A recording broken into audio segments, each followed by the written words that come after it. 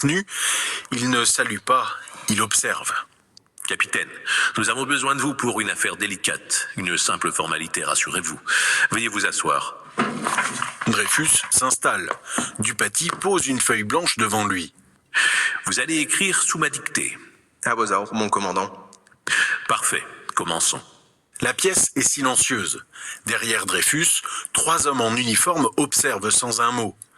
Dupaty dicte lentement en détachant chaque syllabe.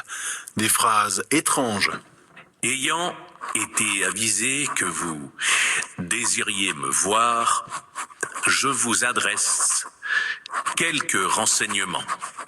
Dreyfus écrit. Sa main tremble légèrement, pas à cause de la dictée, mais à cause de cette tension dans la pièce, cette façon qu'ont les officiers de le regarder, romanesque. Dans les années 2000, Patricia Cornwell dépense sans compter pour prouver que Walter Sickert, le peintre, était Jack l'Éventreur. Analyse ADN contestée et bref, personne n'est convaincu. L'auteur Conan Doyle a proposé un autre nom, Jill the Ripper, une sage-femme. Ça expliquerait les connaissances anatomiques et la confiance des victimes. Ingénieux, mais encore une fois, aucune preuve. Pourquoi ces théories persistent ? Eh bien parce que le mystère est insupportable. On veut un visage, on veut un barbier fou, on veut un complot royal, on veut quelque chose d'excitant. Mais la vérité est probablement simple et frustrante. Jack était probablement un homme ordinaire, cinglé. Peut-être Kosminski, peut-être Druitt, peut-être quelqu'un qu'on n'a jamais identifié, quelqu'un qui a peut-être tué 5 femmes et puis qui s'est arrêté comme ça, ou qu'il a continué ailleurs, ou peut-être quelqu'un qui est mort ou qui a été interné, bref. Comment le savoir ? On ne saura jamais. C'est ça qui rend Jack l'Éventreur immortel. L'absence de réponse, le mystère non résolu. Scotland Yard abandonne officiellement en 1892, 4 ans après les premiers meurtres. Le dossier est classé.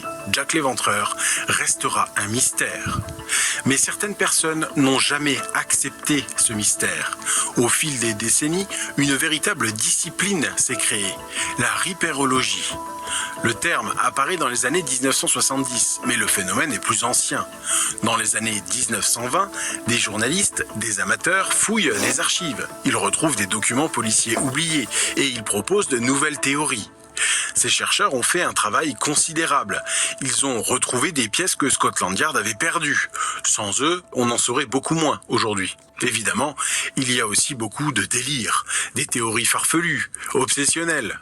La ripérologie, c'est un mélange de recherche sérieuse et de fascination morbide.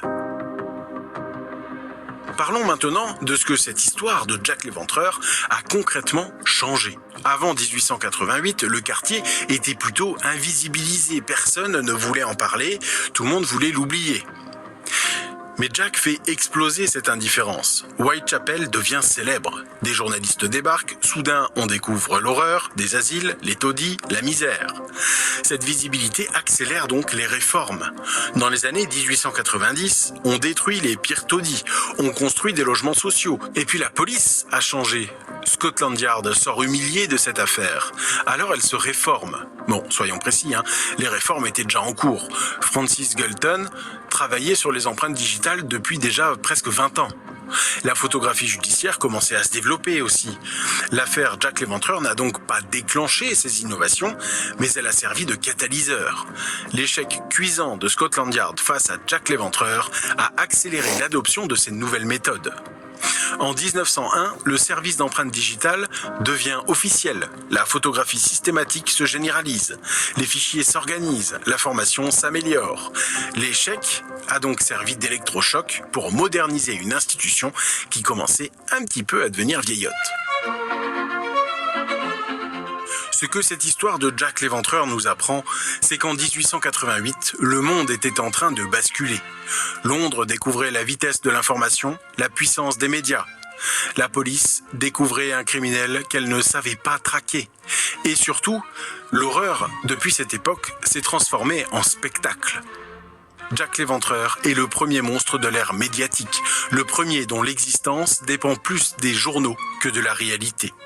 Et c'est une chose qui continue encore aujourd'hui.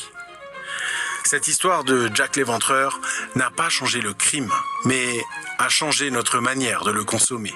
Parce qu'on ne cherche plus un homme, on cherche une légende. Et les légendes sont aussi insaisissables qu'immortelles.